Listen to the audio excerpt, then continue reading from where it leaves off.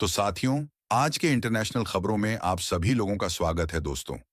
एक तरफ जहां सभी देशों की नजरें भारत के वीटो पावर मिलने पर टिकी हुई थीं, वहीं दूसरी तरफ रूस, भारत और चीन ने मिलकर एक बहुत बड़ा खेल कर दिया। असल में देखें तो अगर रूस को छोड़ दिया जाए, तो इटली, जर्मनी और कनाडा जैसे देश भारत को वीटो पावर देने से साफ इनकार कर रहे हैं और उनकी तरफ से ये कोशिश की जा रही है कि भारत को वीटो पावर ना मिल पाए,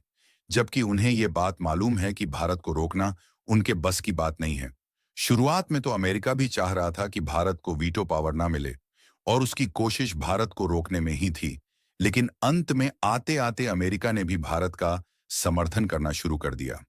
फिलहाल अमेरिका ने वीटो पावर को लेकर भारत का समर्थन करने की शुरुआत की। उसके पहले ही रूस, चीन और भारत ने मिलकर एक बहुत बड़ा खेल कर दिया और भारत के द्वारा उठाया गया यह कदम इतना बड़ा है कि इससे आरआईसी एक्टिव हो चुका है, जिससे यूनाइटेड नेशन के पीछे पड़ने वाले देश अब आरआईसी के पीछे पड़ने की होड़ में जुट चुके हैं। आखिर आरआईसी क्या है और टो को लेकर रिसेंटली कौन सी ऐसी घटनाएं घटित हुई हैं जिससे आरआईसी को एक्टिव करना पड़ा, इस वीडियो में सारी जानकारी हम आपको बताने वाले हैं। लेकिन आगे बढ़ने से पहले इस वीडियो को एक लाइक करके चैनल को सब्सक्राइब जरूर कर लीजिए, क्योंकि यह आपके लिए 1 सेकंड का काम है, लेकिन इससे हमारी काफी बड़ी मदद होती है। दरअसल इस समय टो पावर को लेकर खूब चर्चा हो रही है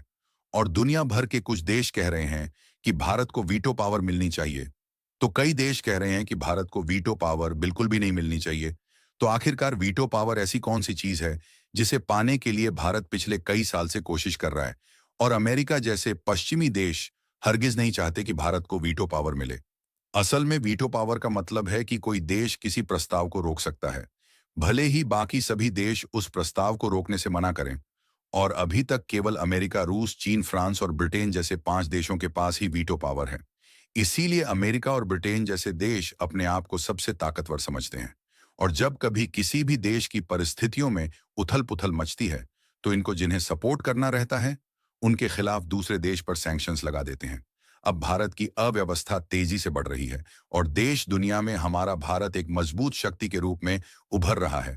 इसीलिए भारत यूएनएससी यानी कि यूनाइटेड नेशन सिक्योरिटी काउंसिल में स्थायी सदस्य बनने की कोशिश काफी समय पहले से कर रहा है,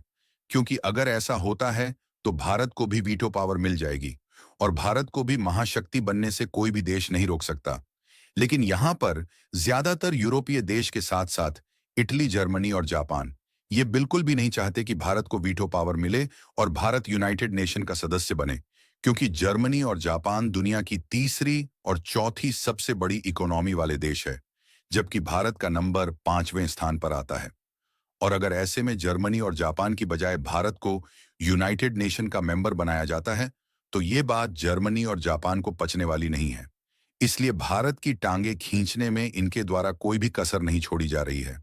और हम लोगों को यह बात अच्छे तरीके से मालूम चल चुकी है।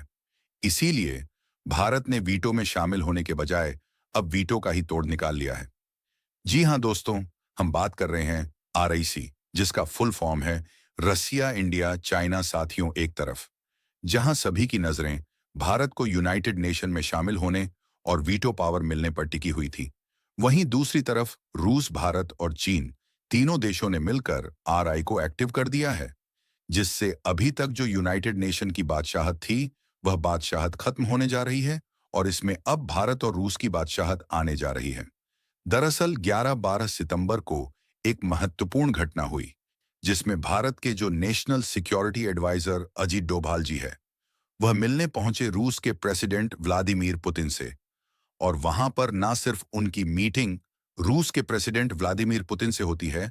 बल्कि एक खास तरीके की मीटिंग चीन के फॉरेन मिनिस्टर वांग के साथ भी होती है। मतलब यहां पर समझने वाली बात यह है कि इस मीटिंग में रूस भी था, भारत भी था और वहीं पर चीन भी था। ये बात आपको सुनकर थोड़ा अनसुनी जरूर लग रही होगी, लेकिन इस मीटिंग में तीनों देशों के मेंबर मौजूद थे और भारत का कोई छोटा मोटा मेंबर नहीं, बल्कि भारत के जो राष्ट्रीय सुरक्षा सलाहकार है, वह खुद इस मीटिंग में पहुंचे थे। लेकिन तीनों देशों के बीच मात्र इस मीटिंग के बाद कुछ ऐसा होता है जिसने दुनिया भर के बड़े बड़े देशों को हिलाकर रख दिया है,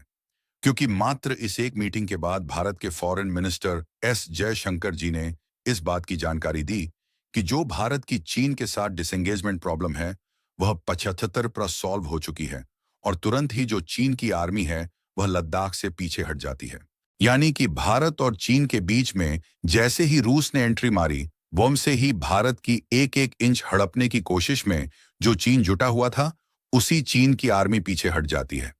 लेकिन यह सब हुआ इसीलिए क्योंकि दुनिया के जो पावर सेंटर्स हैं वह वाकई में बदल रहे हैं। एक समय था जब यह बोला जाता था कि अमेरिका के कंट्रोल में यूनाइटेड नेशन है और अमेरिका की ही ऑनरशिप वर्ल्ड बैंक पर है। यहां तक इनका कंट्रोल आईएमएफ यानी कि इंटरनेशनल मॉनेटरी फंड पर भी है। मतलब आने वाले समय में अमेरिका ही एक ऐसा देश होगा जो कि अपनी मुट्ठी में सभी देशों को लेकर आगे बढ़ेगा।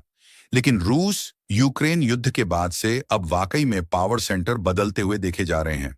और जो पावर है वह भारत के हाथों में आता हुआ देखा जा रहा है और जो कंट्रोल वेस्टर्न कंट्रीज के पास है वह कंट्रोल अब एशिया में शिफ्ट होना शुरू हो चुका है। आप इस रिपोर्ट को देखिए जो कि मिनिस्ट्री ऑफ एक्सटर्नल अफेयर्स की तरफ से नवंबर 2021 में रिलीज किया गया है, जिसमें आप देख सकते हैं कि 3 देशों के फॉरेन मिनिस्टर बैठे थे एक तगड़ी मीटिंग के लिए, जिसमें रूस भी था, चीन भी था और भारत भी था।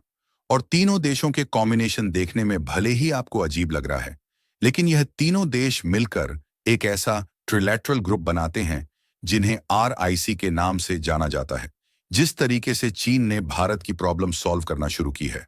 अगर इसी तरह भारत की सारी प्रॉब्लम चीन सॉल्व कर देता है तो तीनों देश मिलकर इतना स्ट्रांग पावर कंट्रोल ग्रुप बनाने जा रहे हैं जिसके आगे यूनाइटेड नेशन को तो भूल ही जाइए और वीटो की कोई जरूरत ही नहीं है,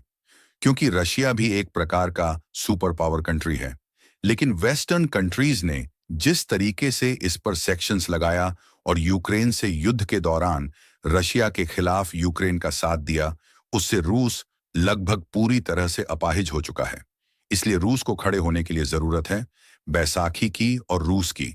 बैसाखी के रूप में भारत काम कर रहा है और भारत जैसे ही रूस की बैसाखी बना वैसे ही भारत, रूस और चीन तीनों देश एक साथ मिल चुके हैं। आपको बता दें कि दुनिया की सबसे बड़ी पॉपुलेशन वाला देश है भारत और चीन, जिसे मैन्युफैक्चरिंग हब के रूप में माना जाता है। इन दोनों देशों के साथ अब मिल चुका है दुनिया का सबसे बड़ा देश रूस, जो कि टेक्नोलॉजी के मामले में काफी ज्यादा माहिर है और सबसे पावरफुल मिलिट्री अगर किसी देश की है तो वह रूस की है। और तीनों देशों के मिलने के बाद दुनिया की 40% आबादी इसी आरआईसी ग्रुप के अंतर्गत आ जाती है। और जिस तरीके से आरआईसी ने दुनिया भर के देशों का ध्यान अपनी तरफ खींचा है, इससे यूएसएससी और वीटो पावर का काट मिल चुका है, क्योंकि जिस समय यूएसएससी बना था उस समय दुनिया की सबसे तेज बढ़ती हुई इकोनॉमी किसी और देश की थी, लेकिन इस समय दुनिया की सबसे तेज बढ़ती हुई इकोनॉमी भारत की है। फिलहाल आप लोगों का आरआईसी के बारे में क्या सोचना है? अपनी राय कमेंट में जरूर बताएं और पावर सेंटर्स का जो कंट्रोल एशिया की तरफ शिफ्ट हो रहे हैं उसके लिए वीडियो को एक लाइक करके अपने मित्रों तक शेयर जरूर करें ताकि उन्हें भी जानकारी मिल सके। इसी तरह और भी नॉलेजेबल वीडियो देखने के लिए चैनल को सब्सक्राइब करके बेल आइकन को ऑल पर जरूर सेलेक्ट करें। साथियों, मिलते हैं नेक्स्ट वीडियो में, तब तक के लिए जय हिंद, जय भारत, वंदे मातरम, जय श्री राम।